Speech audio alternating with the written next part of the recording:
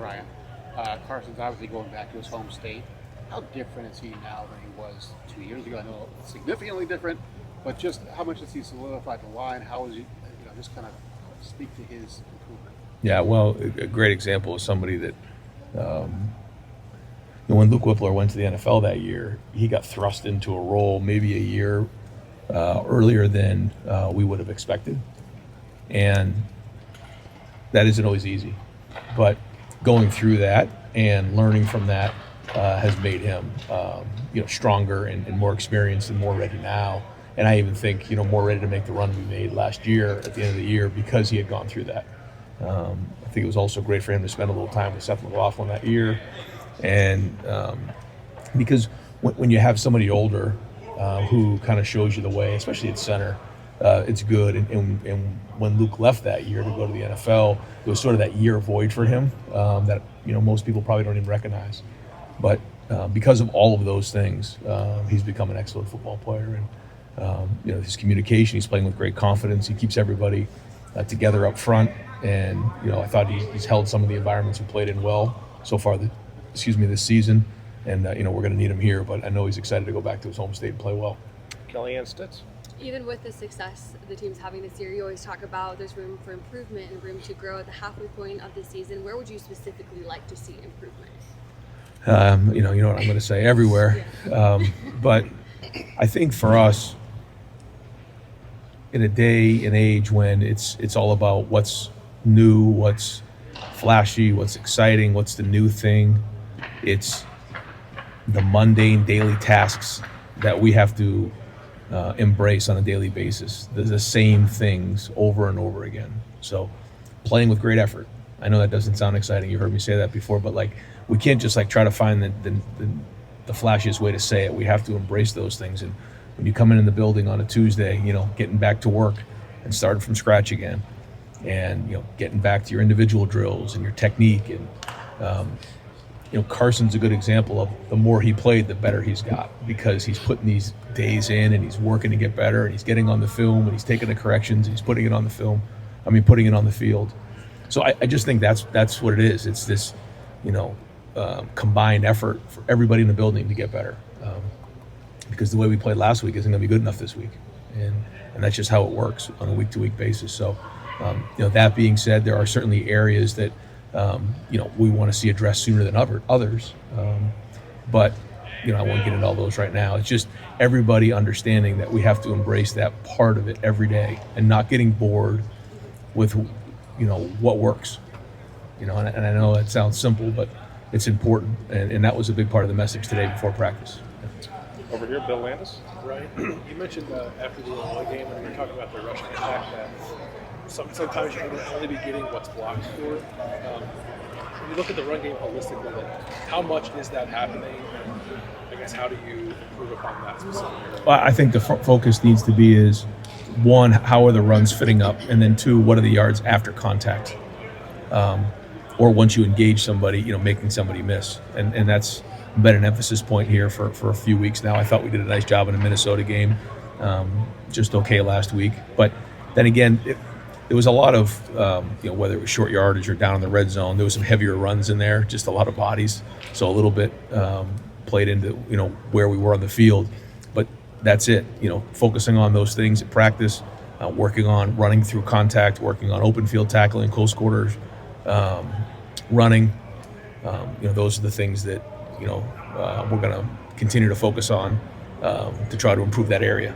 And I think the more these guys play, Bo and specifically James, because I think CJ, has a feel for running behind his pads, but he can still be better in these areas as well, breaking tackles.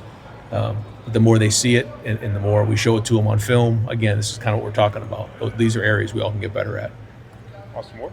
Ryan, how close are Milan or Quincy from expanding your options at wide receiver right now? Yeah, they're there. They're right there, right on the doorstep, and we need them. Carnell and and Jeremiah and Brandon need those guys to step up in a big way, and so Quincy's really shown up on special teams, which is a great sign. He's done a really good job on punt return for us. I think this is something that we can build on there. and that's a great sign. Milan has been practicing better, so we'd like to get them in the game when we can, because we know we're going to need this depth as the season goes on. Front row, Mike Waxman. Ryan, Wisconsin has had some injuries at quarterback. They've kind of gotten behind and struggled. What are you expecting from them on Saturday, in addition to effort, because you're going to get effort? Yeah. Again, Luke Fickell's a very good coach. He knows winning football, and his team plays hard. They play sound football. Now, I know the season hasn't gone the way that they've expected it to go, but at the same time, put the film on.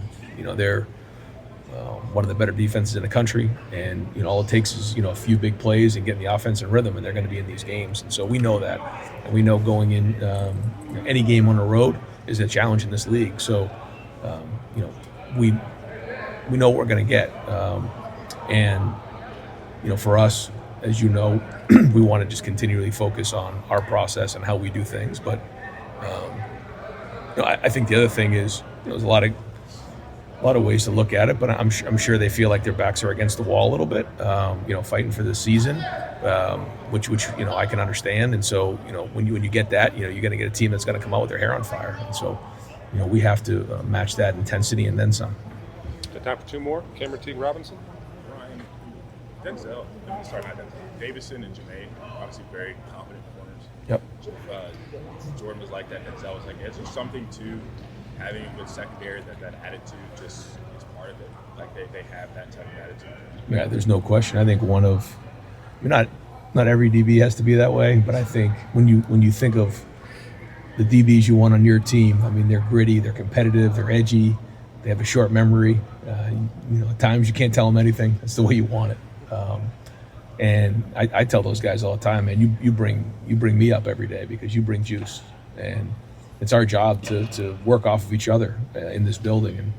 And I've said this before, Davison, when he came in, I'm not sure that room was exactly like that. And then you had Jermaine in there, and then Caleb, because to me, Caleb is kind of the man that makes it all happen. And we all see what Caleb does on the field. But a big part of the success that we have is Caleb's presence on the field and communicating and getting everybody on the same page and building confidence around him. And that's probably one of the things that maybe has gone unrecognized a little bit. Maybe not to everybody. I know not to me and our staff and our players. But that's going into the season, we had some guys on the team that were a little inexperienced, that hadn't played a lot of football. And so when you take somebody like Caleb and you take a guy like Sonny who have played and can lead and can communicate and can build confidence with the guys around them, those are all the things that you don't see. And to me, that's why Caleb is such a special player and is the best defensive player in the country, especially in the secondary. And his impact is felt not just with his play, but also the impact he has on those around him. And that's what a great player does. They make the others around him better. And last question, Tim May. Brian, speaking of the running game, how much would the Eels be cured a little bit just to get a home run ball or two from these guys? Remember back in the day when Urban was pressing for that and boom, it finally happened. But just speak on that. Yeah, no, that would be nice. Yeah, for sure. Yeah, I know it would. Yeah, I know, you're right. It would be nice to hit a long run. We've been very efficient, but to your point, it's something that would be nice, and we have to keep working on that. And I think when you see the way that we're set up, there are the runs, and then there's like the perimeter, and the way that we're set up, that kind of goes hand in hand.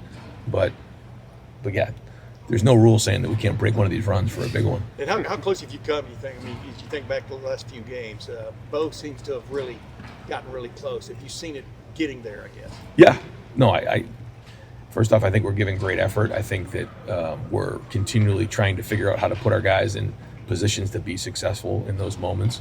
We're not designing a ton of plays that just create explosives because, we feel like we can be efficient.